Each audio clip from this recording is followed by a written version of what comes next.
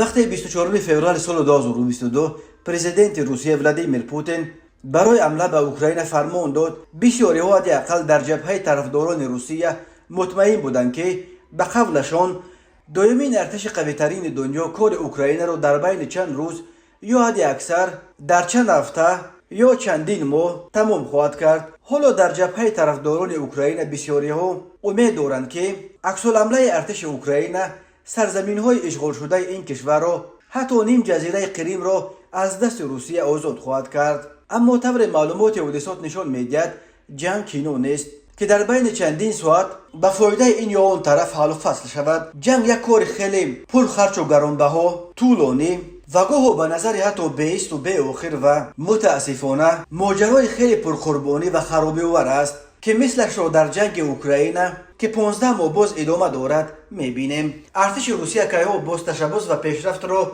در جبهه جنگ از دست داده و طوری به نظر می‌رسد برای مدت طولانی در بطلاق جنگ اوکراین درمانده است و تلفاتش به ده‌ها هزار می‌رسد. BBC و مدیازون در یک تحقیقات مشترک شماره کشته شدگان از طرف روسیه را در جنگ اوکراین بیش از 40,000 و جمع تلفاتش با شمول کشته شده ها و زخمی ها 195,000 برآورد کردند. درباره تلفات جانب اوکراین در این اواخر معلومات تازه نشر نشده است، ولی قبلا گفته میشد که تلفات اوکراین از تلفات روسیه اندکی کمتر است.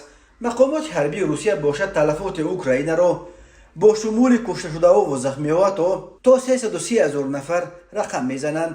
به صورت عموم میتوان گفت که تلفات جانب ها در این جنگ بیمانی و به معنای تومش برادرکش که بین دو ملت خیلی نزدیک اسلاویانی ادامه دارد علاقه به مرز 500,000 نفر و شماره کشته شده ها از هر دو طرف به 100,000 نزدیک می شود.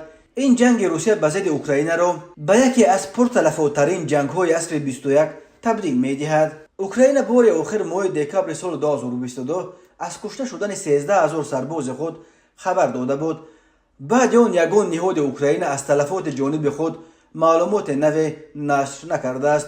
بخش روسی BBC همراه با پایگاه مدیازون و گروه اختیارها یا ولنتیرها از سرتاسر روسیه برای ثبت نمودن کشته شدگان جنگ دلیل‌های شهید جمع آوردند. تا کنون آنها کشته شدن 21,700 نفر از عسکران و افسران روسیه را با دلیل‌ها تصدیق کردند، ولی مؤلفان تحقیقات بر آن باورند که شماره عمومی تلفات ارتش روسیه 2 مرتبه بیشتر، یعنی نزدیک به 43,400 نفر است. به حساب BBC و مدیازون ارتش روسیه تا امروز در جنگ اوکراین دست کم 195,000 از سربازان خود را از دست داده است، یعنی به علاوه زخمیان و شخصان بی‌درک شده از میان کشته شدگان 3,401 نفر را تنها متخصصان ورزیده نظامی مثل خلبان‌های طیاره‌های جنگی، سربازان و افسران واحدهای مخصوص گریو و فیزبه و قشون‌های مخصوص قوه‌های پیاده‌گرد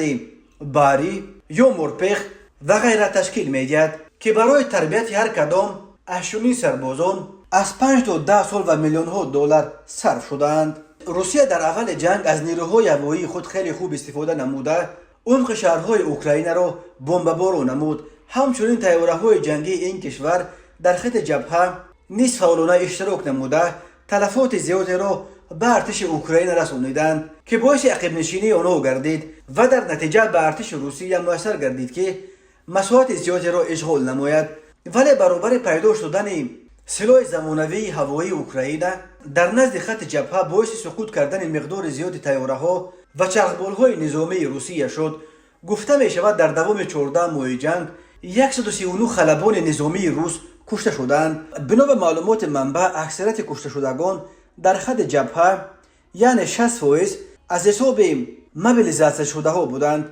اخیراً جان کیربی سخنگوی پنتاگون خبر داد که تنها در 5 ماه اخیر در جنگ برای شهر بخموت ارتش روسیه 100,000 نفر از نیروهایش را از دست داد که از آن 20,000 نفر کشته شدند و نصف زیاد این تلفات به باوری استخباراتی امریکا از حساب زرخریدان واگنر تشکیل می‌دهد. آمار اخیر از سوی پنتاگون در حال نشر شد که روز 29 اپریل سال 2023 رهبر شرکت واگنر یوگنی پریگوژن به سرگئی شویگو وزیر مدافع روسیه تهدید کرد که در حالت ندادن سلاح ضروری به خریدان واگنر این گروه مجبور است از بخموت عقب نشینی کند.